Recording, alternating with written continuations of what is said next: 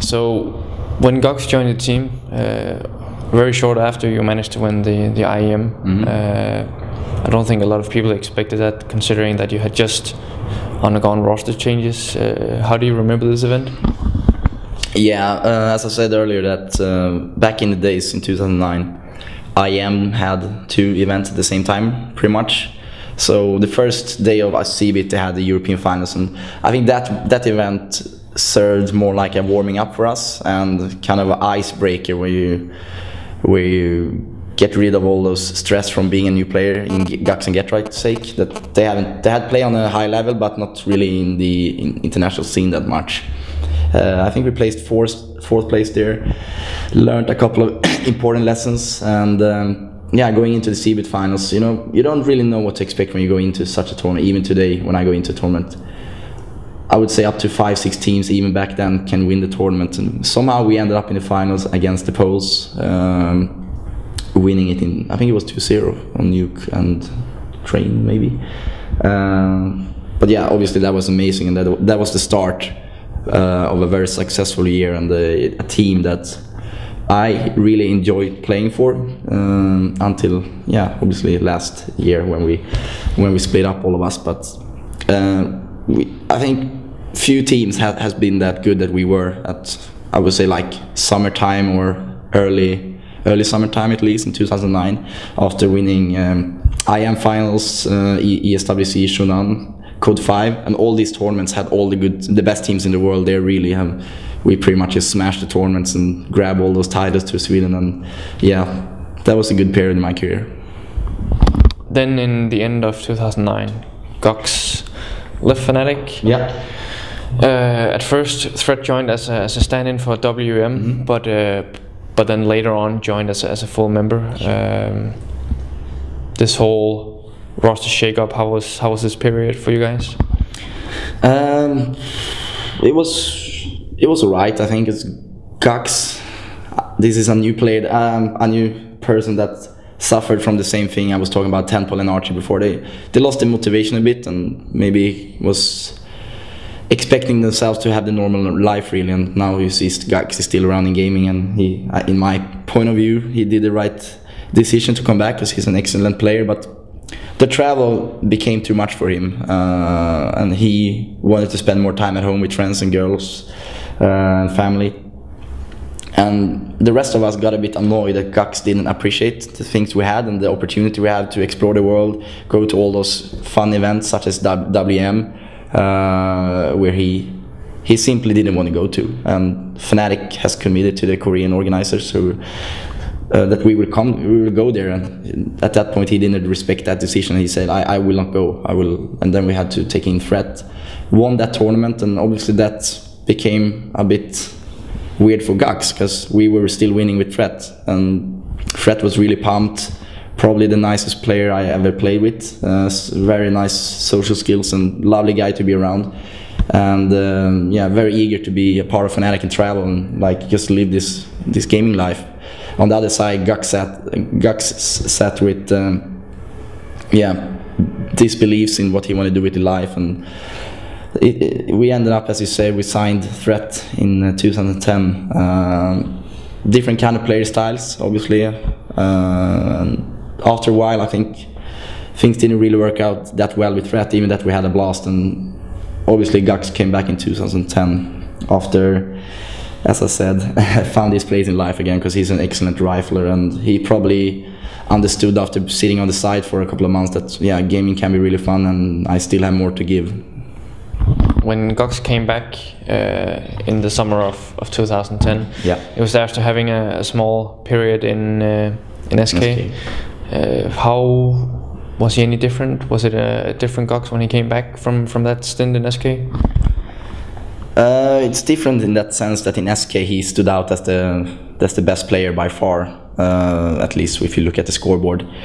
In Fnatic he has to share that position with Forest and Getright. And yeah, by the way, about them, like Getright, Forest and Gox, the reason why we were very successful in 2009 is that all those guys, they had their prime time, I'd say. Forest has been good pretty much since day one of CS. But Get Right, he was better than ever before in 2009, Gux as well. In 2010 he came back, and initially things looked pretty much as it did in 2009. We were starting to win again. I think first it was Game Gun, and then Shanghai and E-Stars. After a couple of failures, which I kind of saw coming, that the failures will come, because eventually they will come for every team. Every team will have a bad season or a bad year. It's just the strength is how good you can like counter those failures and get back from it. But something happened in the group after Gux came back. We won the tournament, but then when those losses came, we didn't know how to deal with it, and people got annoyed at each other. Gux, Get Right and Forest, they want to get rid of me and Holly, which they did, but not representing Fnatic, obviously, because they were supposed to go to SK, and whereas me and DSN had to create a new team.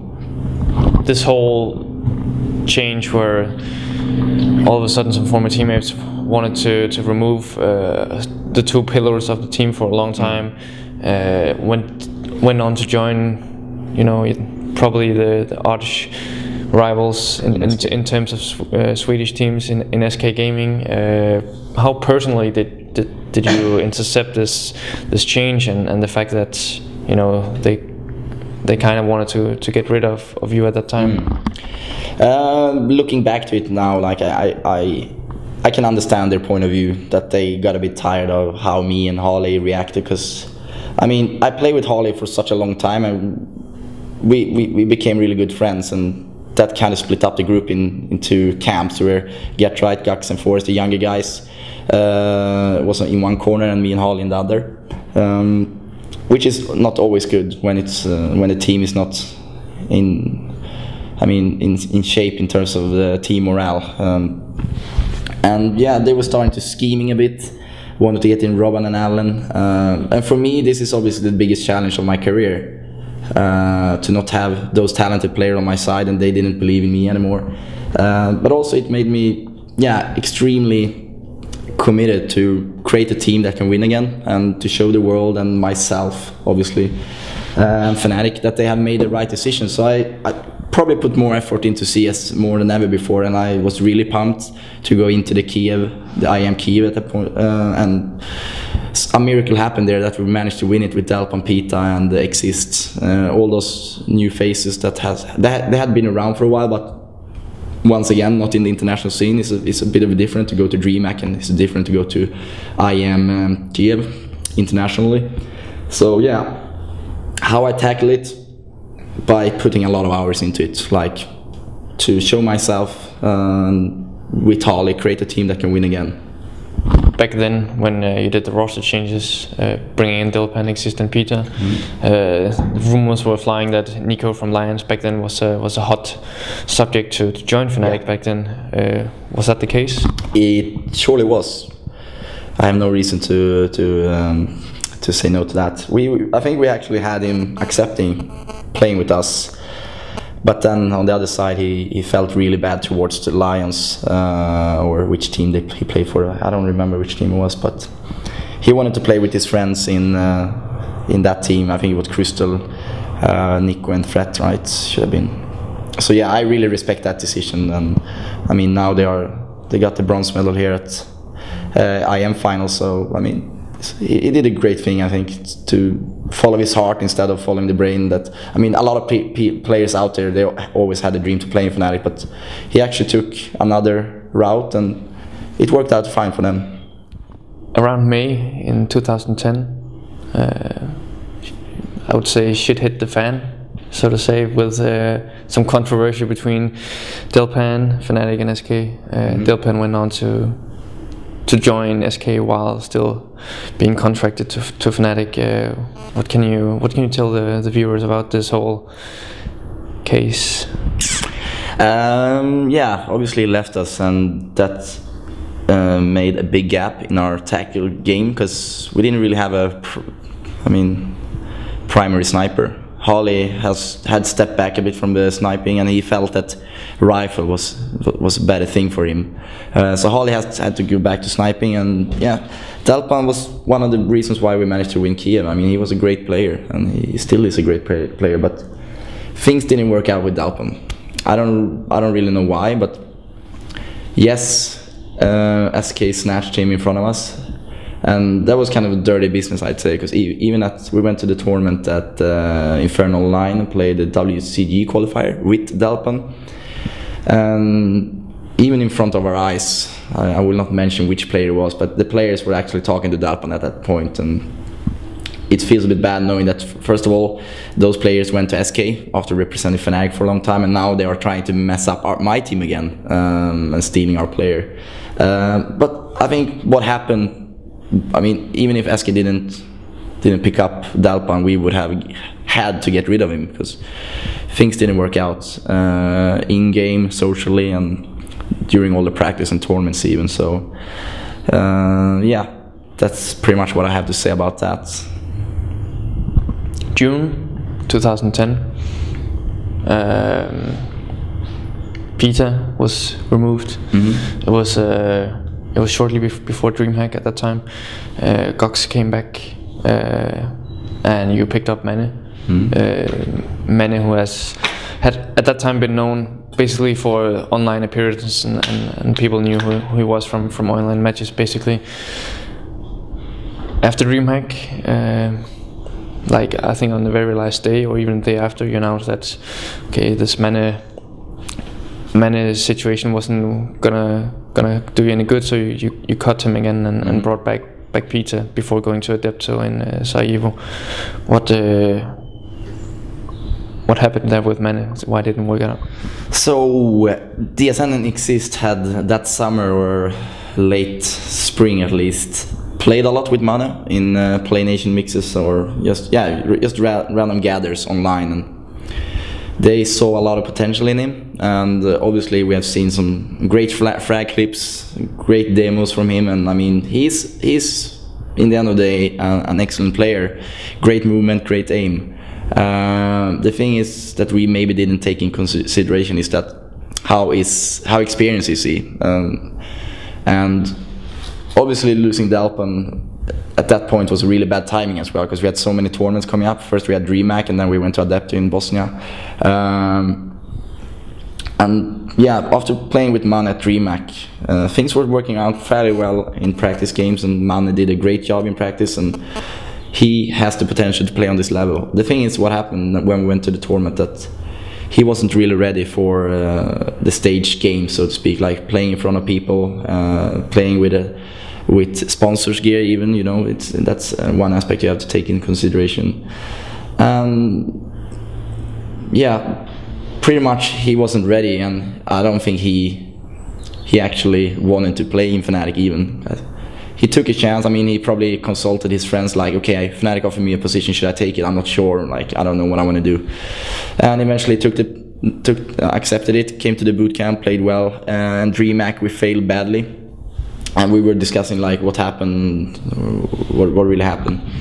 And then we talked to Manne, like, how do you feel about playing Fnatic? Do you want to play Fnatic? And he was a bit like, no, I'm not quite sure really. I'm not sure if I want to play on this level.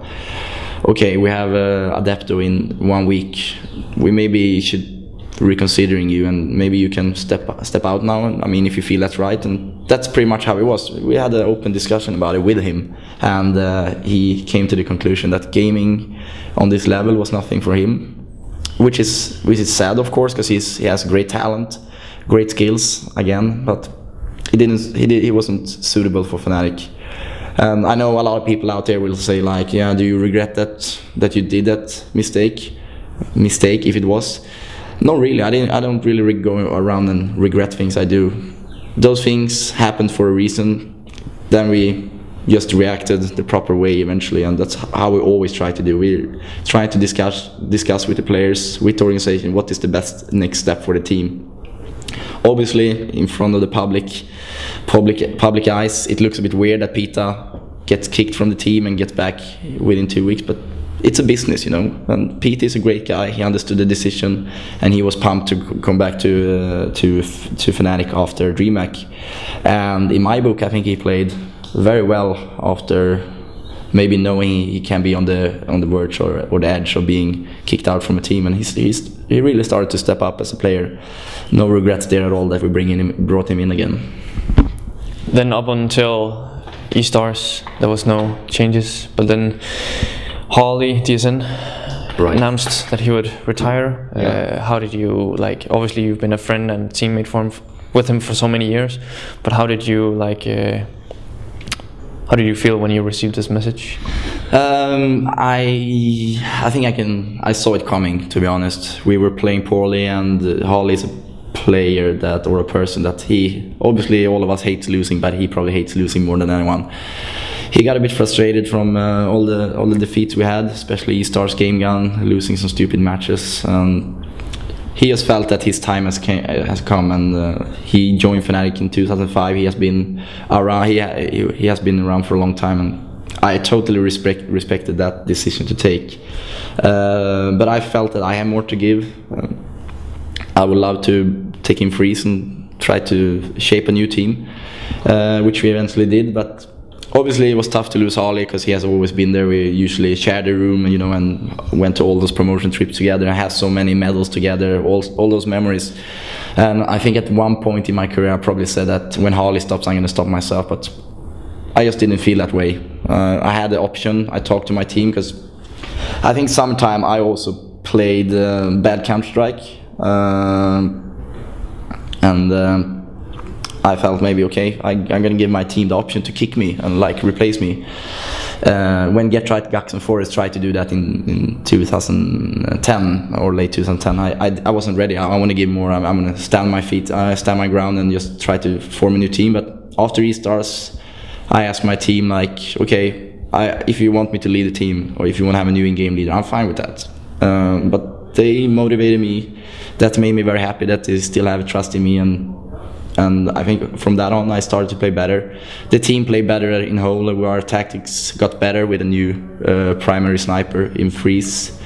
Winning IEM Guangzhou, DreamHack, second place at MSI, beat it in Kia after beating Inavi, and failing to beat Moscow Fire in the final, but still really nice ending of the year. And I felt that now I have, not only by myself of course, but we have a team now that can win. We have a consistent team, we have great chemistry, and I felt I have regained some kind of honor, so to put it. Yeah, we have a top 3 team again. I think we ended 2011 in a top 3 manner, and at that point I also took the decision that, okay, now I feel achieved. Now I feel that I've done my 30,000 hours in gaming, and but also it would have been very selfish to just, after winning DreamHack, okay, now it's over, I want to end on the top, so to speak. I want to end my career with a gold medal.